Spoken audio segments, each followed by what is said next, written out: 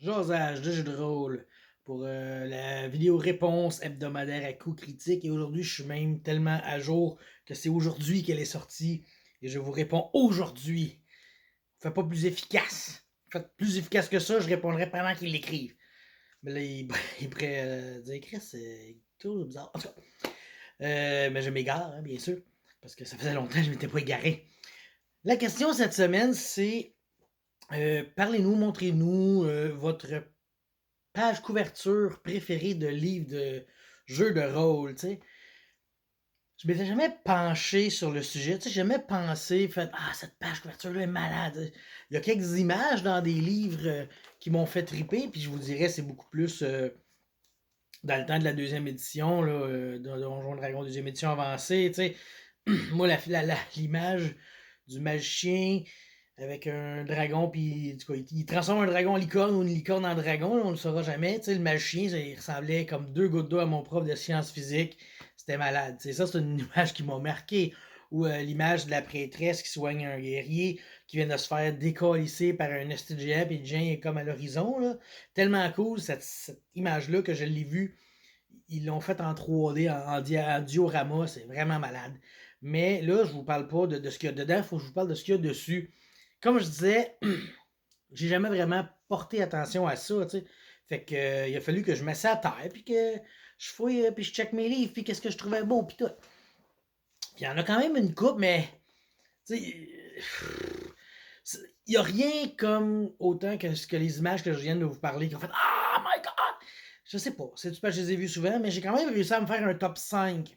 Ça faisait longtemps, un petit top 5 de belles couvertures que j'ai. Donc, allons-y gaiement. En cinquième position, Paul, c'est le Book of Vile Darkness.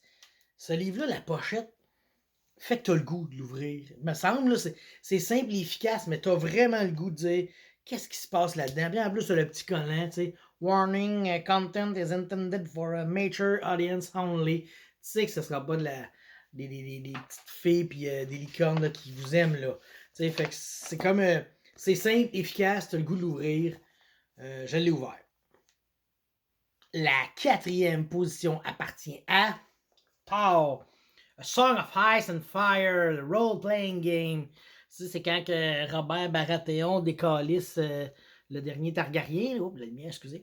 C'est une belle pochette, surtout comme que c'est une super bonne histoire si on exclut la saison 8.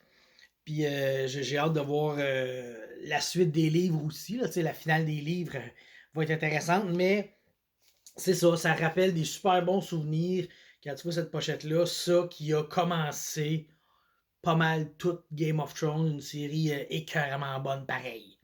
Troisième position, je vais émouvoir François Letarte. Oui, la page couverture de Advanced Fighting Fantasy. Pourquoi celle-là? Parce qu'elle me rappelle vraiment les livres d'Ozot Héros, des moments que j'ai eu plus jeune dans ma vie, que j'ai adoré. Fait que quand je regardais cette pochette-là, je me disais, que c'est cool. Puis, tu sais, pour avoir joué ce jeu-là, j'avais pas mal de plaintes, des enfants qui me gossaient, tu sais. Mais c'est parce que je sais pourquoi. Parce que j'ai pas eu la chance de monter de niveau. François, j'ai pas eu la chance de monter de niveau parce que on a eu notre XP à la sortie de la montagne de feu. Donc, j'ai jamais vraiment investi ces points-là. Fait que j'ai fait comme toute la montagne de feu avec un bonhomme niveau 1, mettons. Puis là, à la fin, là, j'aurais pu les investir, puis j'ai pas eu la chance de le faire. Donc, c'est comme un peu sur mon appétit, tu sais. Mais c'est ça. Fait que, mais quand même, le cover de ce livre-là, il est vraiment cool. Là, le mien, il est comme bizarre un peu, là, parce qu'il a passé au feu, puis il y a eu un petit peu d'eau dessus, mais il est encore bon, puis il est introuvable.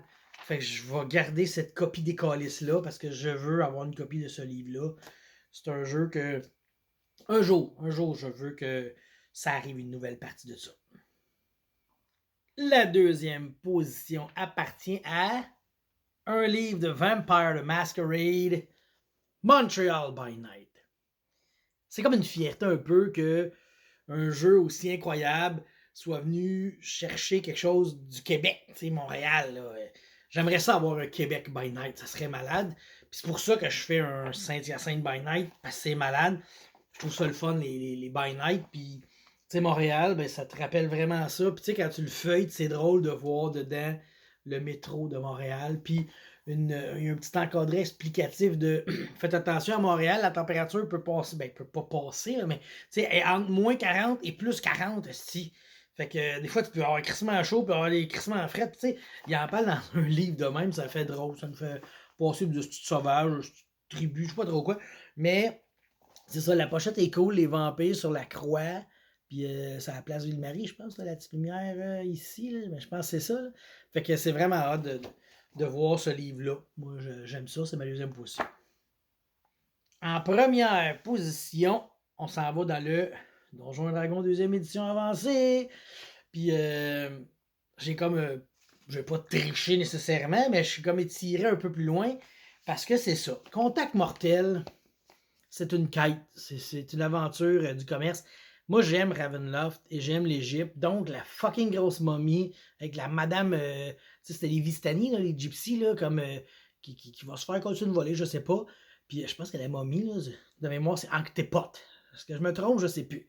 Je sais pas, j'ai pas le goût de fouiller partout, là, mais ça. Moi, j'aime ça. J'aime ça, cette image-là d'une grosse momie. Puis le sigle Ravenloft aussi. Ça. Ravenloft, c'est comme le plus beau monde qui existe dans tous les jeux. J'aime ça, moi, Ravenloft.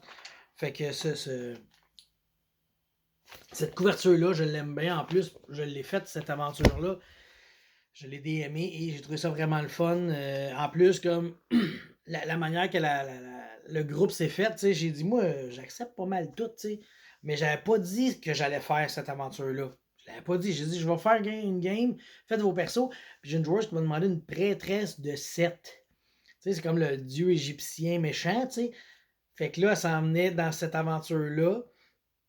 Puis c'est vraiment cool parce que là, il y a eu la game s'est faite. Tu sais, tout a été super le fun, tu sais. Mais là, un moment donné, on a découvert que. Spoiler alert!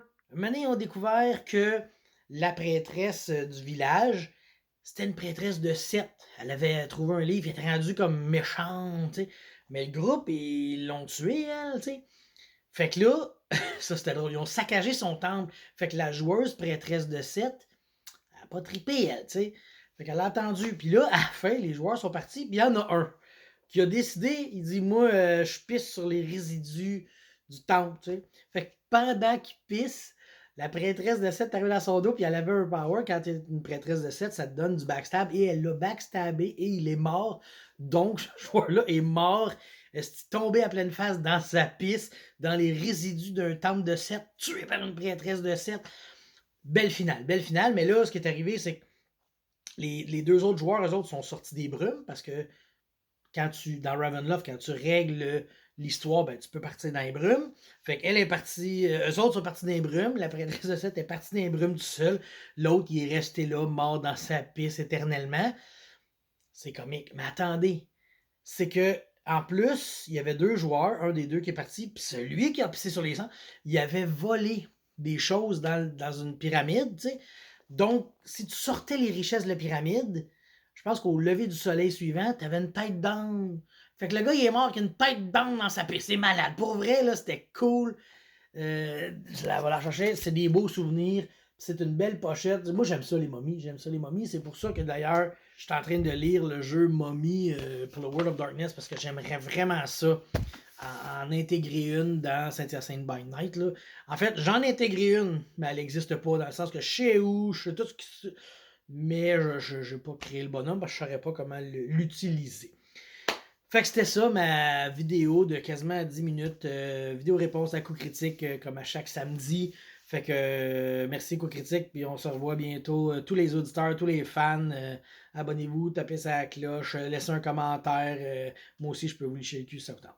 De casser, licher le cul, tu vas pas licher le cul de tous ceux qui t'écoutent. Ah, mais c'est plus au sens figuré, dans le sens que tout le monde dit que c'est bien important de s'abonner, de faire des commentaires, de mettre des pouces par en haut, de sonner la cloche, puis tout. C'était comme dans cette optique-là que je disais, genre, licher le cul, là, pas dans le sens physique, plus dans le sens imagé.